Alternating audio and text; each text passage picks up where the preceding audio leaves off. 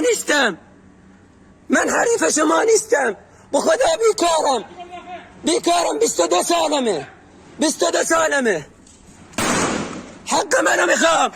تیر نزن، مرد باش، یکم غیرت داشته باش.